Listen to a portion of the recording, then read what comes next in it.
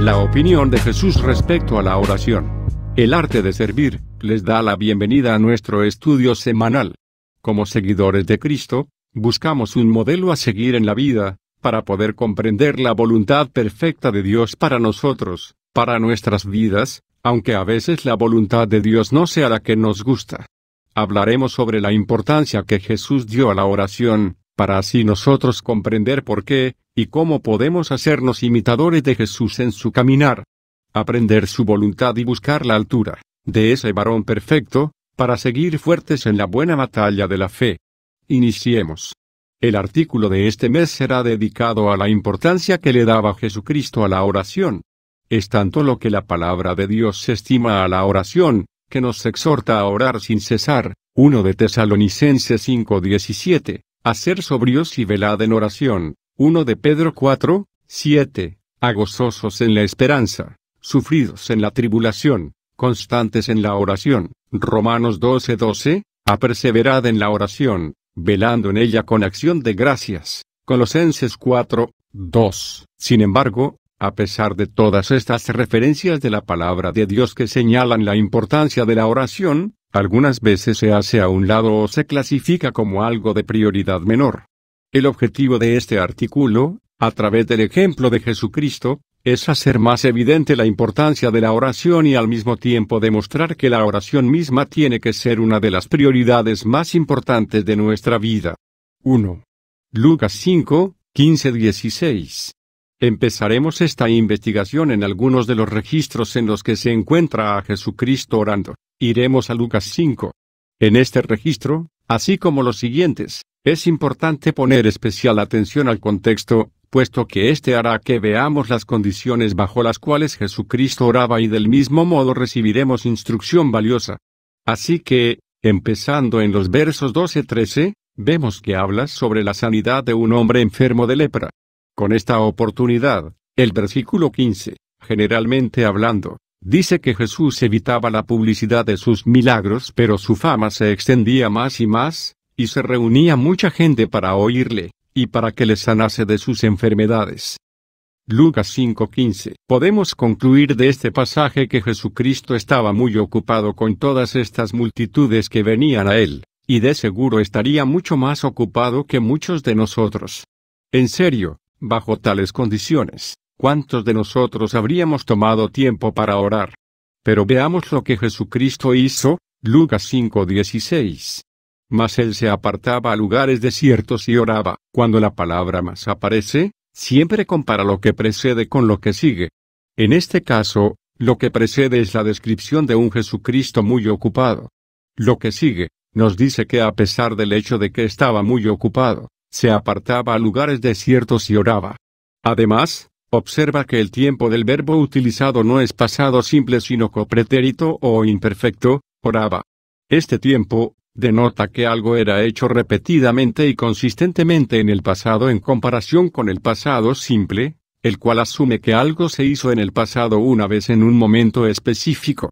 Por lo cual, lo que los versos 15 y 16 describen no es algo que pasó una sola vez en la vida de Jesucristo, sino que lo que nos dice es que siempre estaba muy ocupado, con multitudes que venían a él, pero también siempre acostumbraba tomarse tiempo para orar. En otras palabras, la oración era un hábito de Jesucristo, algo a lo que le daba prioridad número 1, aun cuando estaba muy ocupado. Por consiguiente, esto nos enseña la importancia de la oración. La importancia de esto es tan grande que Jesucristo, el Hijo de Dios, acostumbraba distribuir parte de su tiempo para la oración, incluso cuando estaba muy ocupado en otras actividades de Dios. Además, lo anterior indica que si oramos o no, no depende del tiempo que tengamos, sino es cuestión de darle prioridad. Jesucristo tenía tiempo para orar porque decidía apartar tiempo para ello. Todos nosotros de un modo u otro distribuimos nuestro tiempo para varias actividades. La cuestión no es si tenemos tiempo o no, porque el día sigue teniendo las mismas 24 horas que tenía en la época de Jesucristo.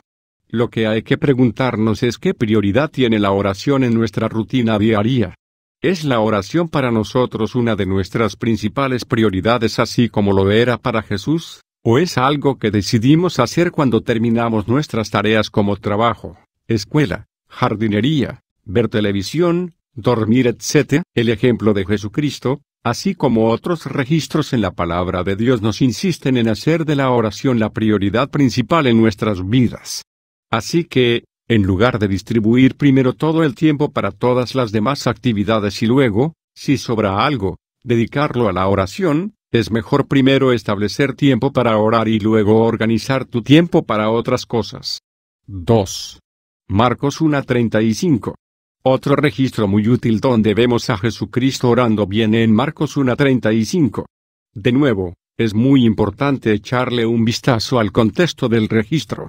Así que empezando del versículo 21, dice que Jesús enseñaba en la sinagoga de Capernaum donde también echó fuera un espíritu inmundo, versos 23-27.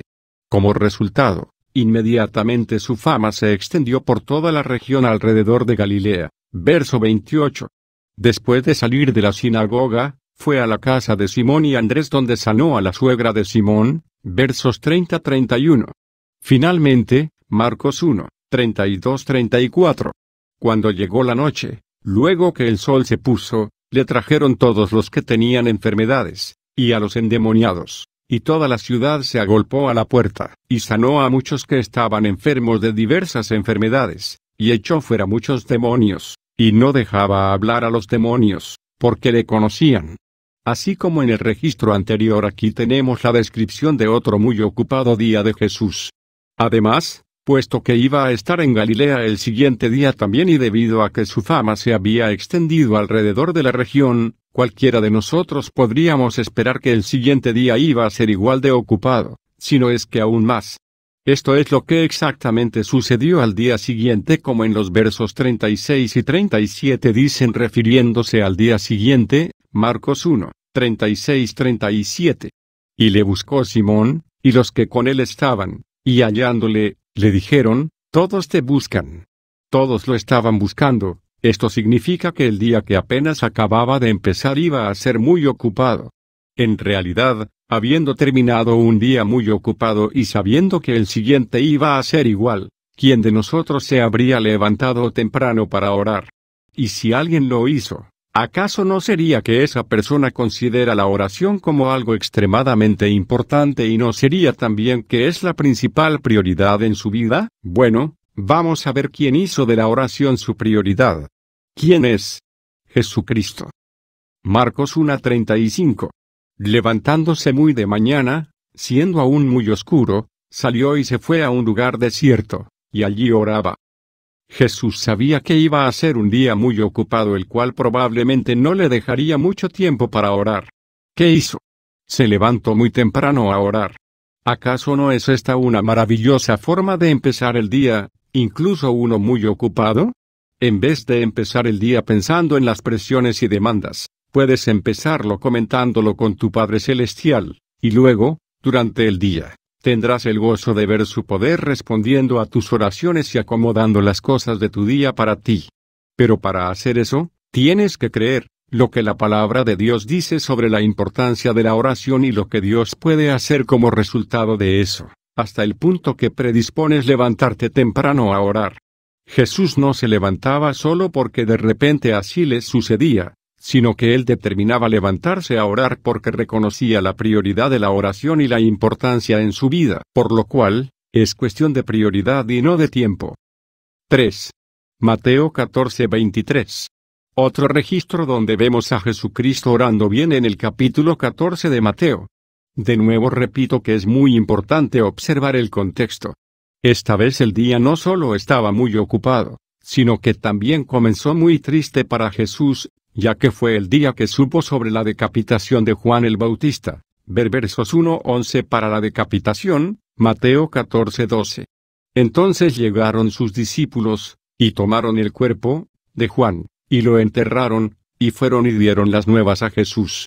Antes de continuar, ¿cómo te sentirías si te enteras de que mataron tan horriblemente a tu primo, quien también estuvo siempre a tu lado fielmente? Creo que probablemente te sentirías muy triste y te gustaría estar solo por un rato.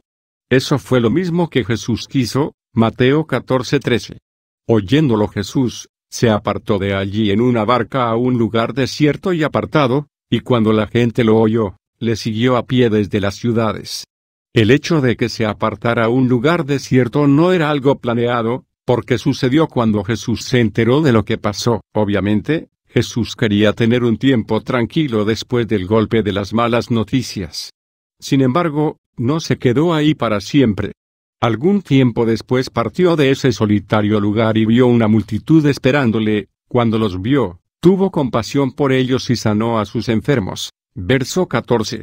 De hecho, no solo sanó a los enfermos sino que también los alimentó milagrosamente. Versos 15-21.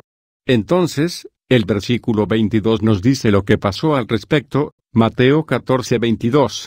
Enseguida Jesús hizo a sus discípulos entrar en la barca e ir delante de él a la otra ribera, entre tanto que él despedía a la multitud. Las palabras enseguida están conectadas con la alimentación de las multitudes y significa que tan pronto las multitudes fueron alimentadas, Jesús hizo que sus discípulos entraran en la barca. Observa la palabra hizo.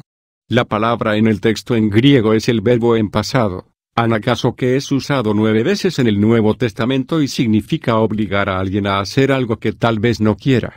Entonces, de acuerdo al pasaje anterior, Jesús obligó a sus discípulos a entrar en la barca. Probablemente no querían, pero no lo discutió, los obligó a hacerlo. Luego, despidió a la multitud. La pregunta que probablemente nos hacemos ahora es, ¿por qué obligó a sus discípulos a irse? ¿Qué planeaba después de despedir a la multitud? La respuesta está en el verso 23, Mateo 14:23. Despedida la multitud, subió al monte a orar aparte, y cuando llegó la noche, estaba allí solo. La razón por la cual no le permitió a sus discípulos quedarse sino que los obligó a subir a la barca e irse era porque quería estar solo y orar. Observa qué tan importante era la oración para Jesucristo. Estaba dispuesto a levantarse muy temprano, a alejarse de la multitud, a obligar a sus discípulos a irse, solo para orar. ¿Acaso esto no indica que la oración era la prioridad más importante en su vida? Ciertamente lo es. Nosotros también podemos tomar en cuenta estos registros y creer lo que la palabra de Dios dice sobre la importancia de la oración, así como hacerla la prioridad más importante en nuestras vidas también. 4. Lucas 6, 12-13. Otro registro donde encontramos a Jesucristo orando es en Lucas 6. Esta vez, no se enfoca en el hecho de hacer tiempo para orar sino en el tema de su oración.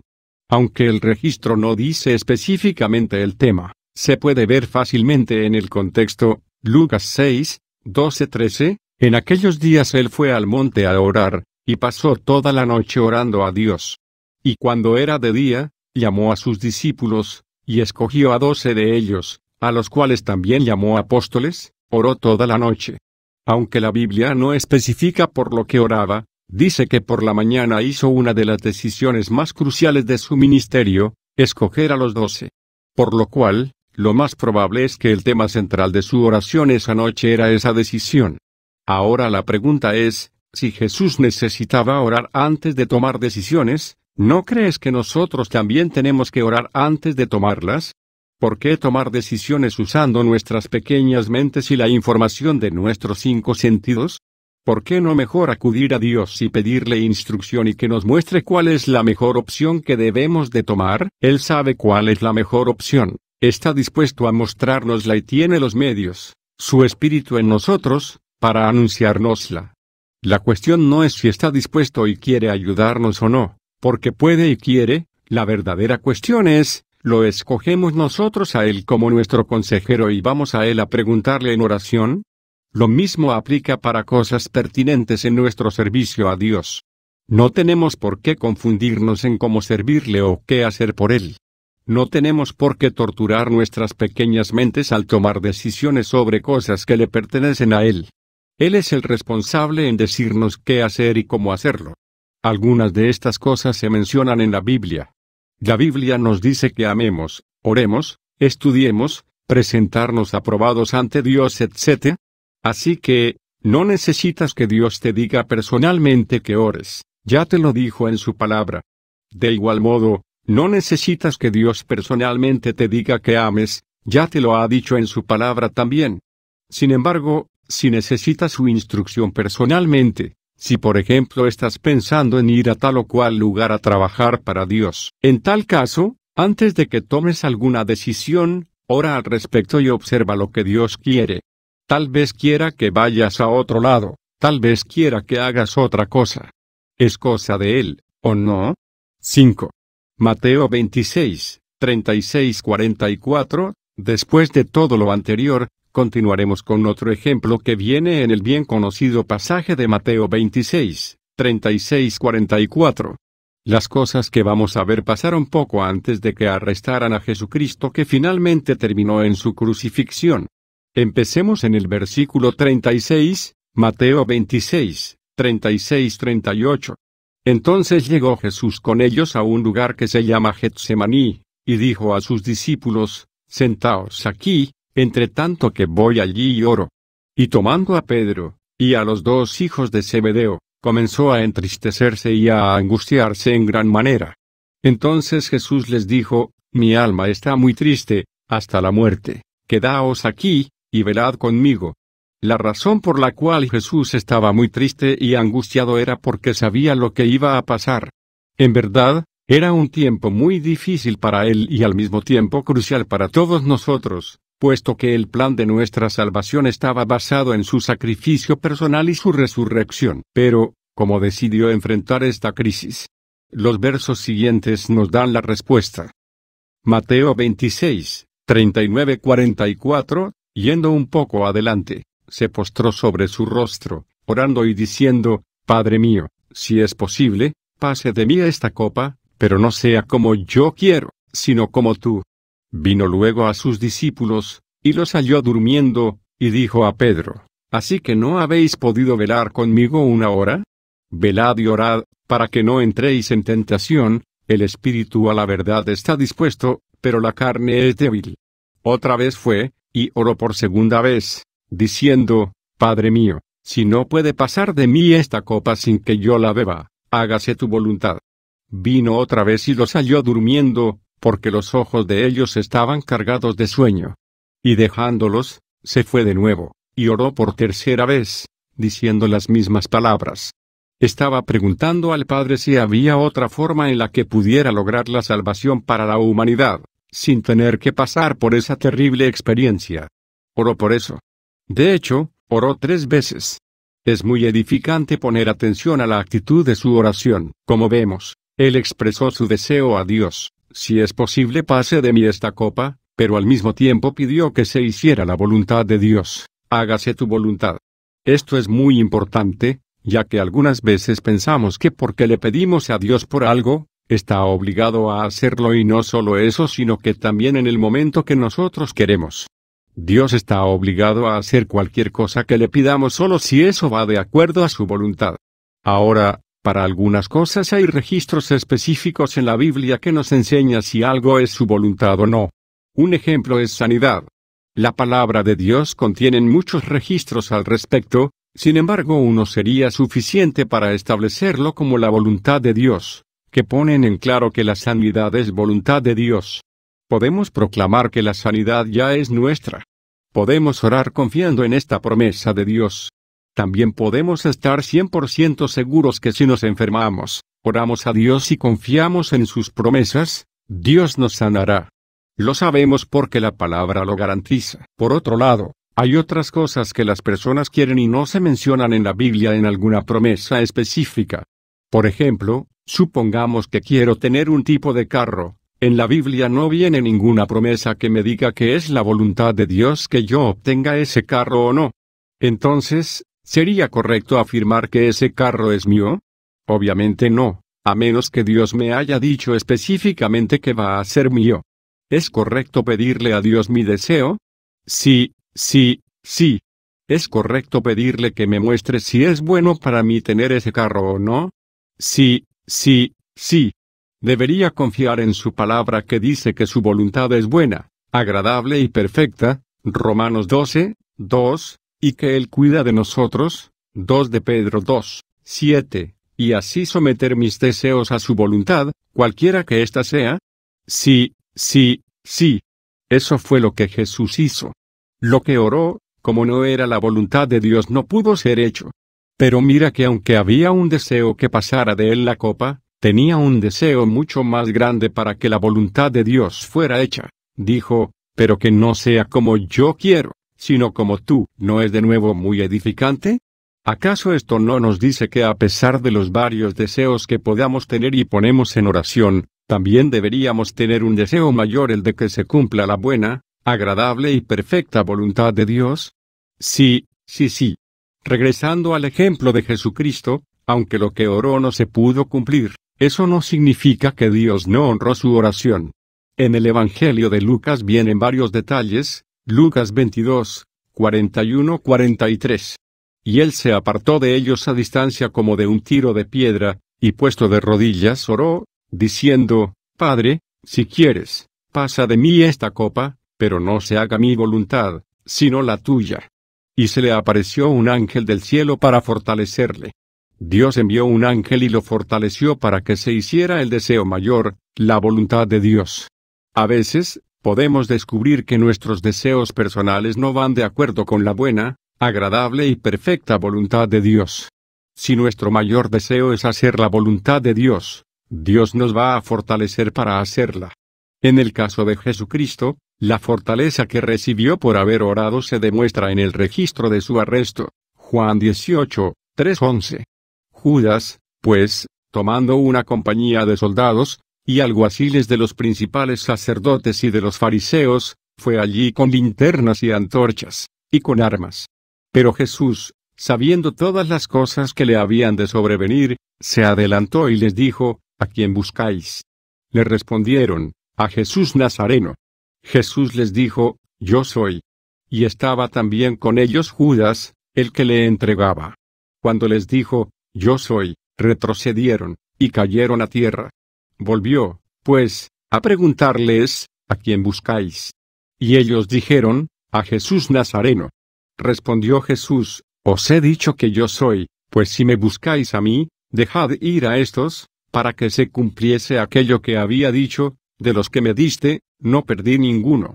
Entonces Simón Pedro, que tenía una espada, la desenvainó, e hirió al siervo del sumo sacerdote, y le cortó la oreja derecha. Y el siervo se llamaba Malco. Jesús entonces dijo a Pedro, mete tu espada en la vaina, la copa que el Padre me ha dado, ¿no la he de beber?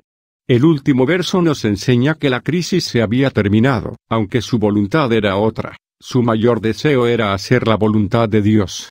Así que sometió su voluntad a la voluntad de Dios, así como tú y yo deberíamos de hacer. Pero para hacerlo, oró, y obtuvo fortaleza. Aparte de eso, la fortaleza se demuestra en su reacción hacia aquellos que venían a arrestarlo. Así que aunque se apartó extremadamente afligido y triste, su reacción que viene en el registro anterior estaba llena de valor. Porque de verdad se necesita valor para ir a encontrarse con aquellos que sabes que más tarde te van a torturar. Alguien lleno de miedo hubiera tratado de escapar de la situación, se lo hubiera turnado a aquellos que se supone era su responsabilidad. Pero Jesús no tenía miedo. En vez de tratar de esconderse tras los otros, se adelantó a preguntarles que a quién buscaban. De hecho, no solo hizo eso, sino que también tuvo cuidado de la seguridad de sus discípulos. Además, tuvo el amor y la tranquilidad para sanar la oreja del siervo que Pedro había cortado, Lucas 22:51. Si todo esto no demuestra a un hombre bien fortalecido, entonces ¿qué? Pero, ¿cómo se fortaleció? ¿Cómo venció a la crisis? Mediante oración. 6. Conclusión. Después de todo lo anterior, y aunque hay más registros que puedes estudiar por ti mismo, queda claro que la oración era algo muy importante en la vida de Jesucristo, algo de lo que tuvo gran cuidado.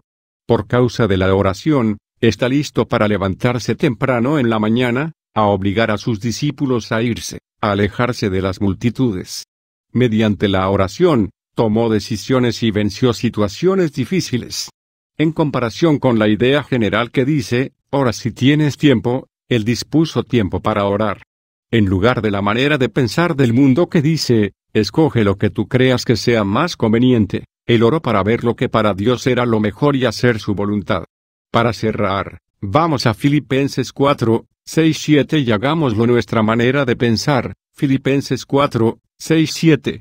Por nada estéis afanosos, sino sean conocidas vuestras peticiones delante de Dios en toda oración y ruego, con acción de gracias. Y la paz de Dios, que sobrepasa todo entendimiento, guardará vuestros corazones y vuestros pensamientos en Cristo Jesús. Amén. Esperamos que este mensaje llegue a tu corazón y puedas reconocer la voz de Dios, hablando a tu vida. Les esperamos en nuestro próximo video, para seguir hablando de la oración. Gracias por compartir este mensaje.